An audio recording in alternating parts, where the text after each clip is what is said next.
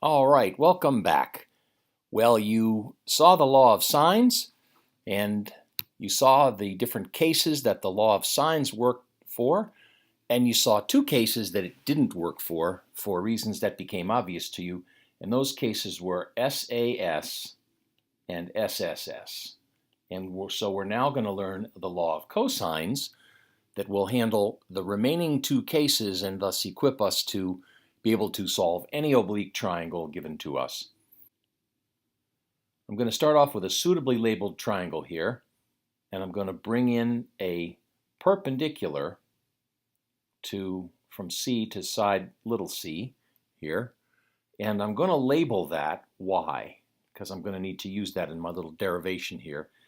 And that segment y splits C into two smaller segments. One I'm going to call x, and the remaining one will be C minus x. And I think you can see how that math would work out there.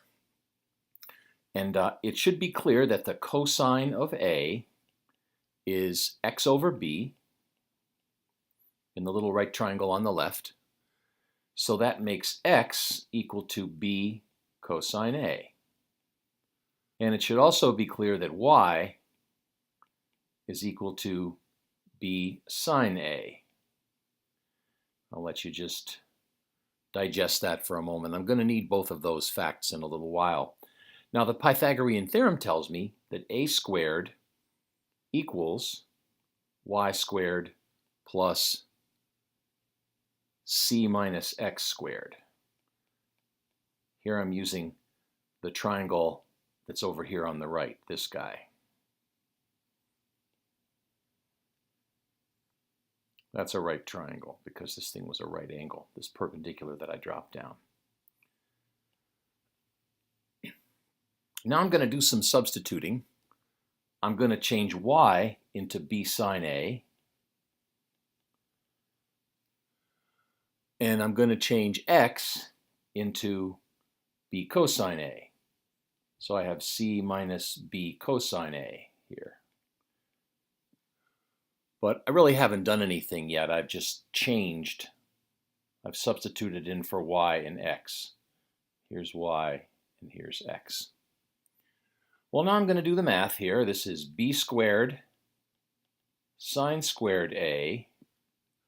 And this is a little quadratic here that I have to multiply out, but it's really not a problem. It's going to be c squared minus 2bc cosine A plus b squared cosine squared A. Now I'm just going to rearrange things a little bit. I'm going to bring this term to the front and group it with this term. So I have b squared sine squared A plus b squared cosine squared A, and I hope you can see why I wanted to do that, plus c squared minus 2bc cosine A. If this looks like a mishmash, it's going to get a little simpler very quickly because did you see why I grouped those two things together? I hope you did. B squared can be factored out of those first two terms, and the result, sine squared A plus cosine squared A, is going to disappear in just a minute because it's 1. And that leaves us with, very nicely, b squared plus c squared minus 2bc cosine A. This is one form of the law of cosines right here. It's a form that I use along with, it matches up A, the side across from angle A, and it allows me to figure out what A is when I know that angle, capital A, and the two sides B and C. That's what I have there. If you look at this formula and think about it for just a minute, one way to help you remember it is you can kind of see the Pythagorean theorem there. Now, a squared is only equal to b squared plus c squared in right triangles. So you can think of this minus 2bc cosine A term as kind of like a correction factor, for for the right triangle, to correct for the fact that we don't have a right triangle. So, and this formula has two alternate forms. What if we wanted to find b squared, not a squared, and we knew angle B? Well, then b squared would be a squared plus c squared minus 2ac cosine b. You see what I've got here? These are the two sides that enclose angle B, and you can see them in the very same pattern that I developed up above. I could redraw that triangle and prove it, but the result would be the same. And then the final form of it is, what if I wanted c squared? What if I wanted to find little c opposite angle C? Well, that would equal a squared plus b squared minus 2ab cosine C. Well, I got a little bit rambunctious there with my cosine C. So I hope you can see the pattern there, as all three forms of the law of cosines are developed, and all three forms of the law of cosines can be viewed here in this box with all my scratching over them. So now let's try one on for size here. Here's a triangle to solve. We have to completely solve this triangle, and we're given that C is 12 feet and B is 16 feet, and we're given an 80-degree angle in between them. So this is the SAS situation, and we notice that we can't use the law of sines because we don't know either of the two angles opposite the sides we do know, nor do we know the length of the side opposite the angle we do know. But the law of cosines that we just learned is perfect for this. So here's the form of the line that I obviously want to use, because I'm trying to find little a, and I know big A and B and C. So this is where, if you get your CAS and work this out with your CAS, you can just type this right into your CAS. There's the b squared plus c squared minus 2bc cosine A. Make sure you're in degrees mode. And then you can simply take the square root of that answer, and that's going to tell us that little a equals 18.3, I'll say. And as a matter of fact, if you had wanted to, you could have just typed it in as one expression, the square root of all of that. It doesn't really matter. I never typed this 333 point all that. I simply did the square root of that, the last answer, and the calculator did all the heavy lifting for me. So how do we proceed from here? Well, it's pretty clear. It's pretty clear that we now need to find one of the remaining two angles, and so I'll just find B, and the law of sines helps me out here.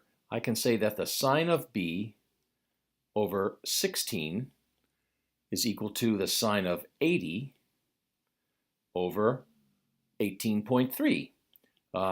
And since I'm going to use my calculator, I'm not going to use 18.3. I'm going to use that last answer there. I've got this in my calculator. And I put the sine of B, the thing I was looking for, in the numerator, so that I now know the sine of B is going to be 16 times the sine of 80, all divided by 18.3. Type that in.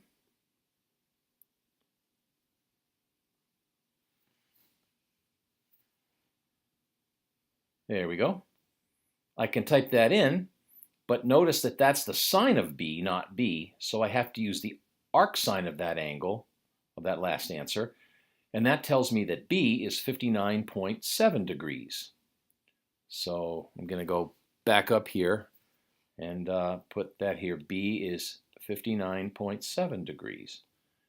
And I've almost finished the problem. I just have to find angle C, but I've got everything I need right there in my calculator. C is going to be 180 minus the sum of 80 and that last answer. So C is 40.3 degrees. So I'm just going to finish this off. And I've completely solved the triangle. And I hope you were able to follow that along with me. Now, the other thing we can do with this is the side-side-side case. We're still going to use the law of cosines, and the work is a little more complicated, but it's the same formula, the same basic idea. We're just going to use the calculator a little differently. So here's the given the situation, the triangle we have to solve, the example. You can work this along with me, or you can try to work it out. I've just arbitrarily chosen one of the forms of the law of cosines. I usually will just pick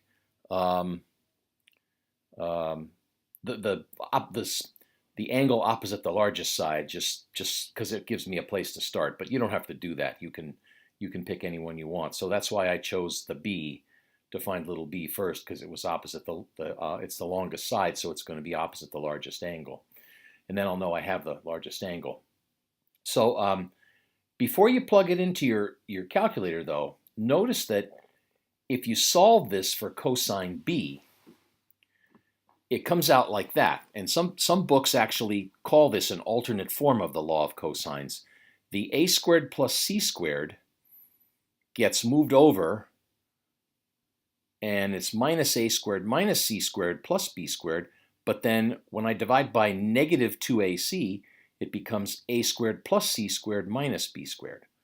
That's a little bit of algebra that's not too hard to see. The advantage of doing it this way is that we can just enter it into the calculator and then use the arc cosine. And so it's going to turn out that angle B is going to be 91.9 degrees. And this is all angles all the time here because they gave me the three sides to start with.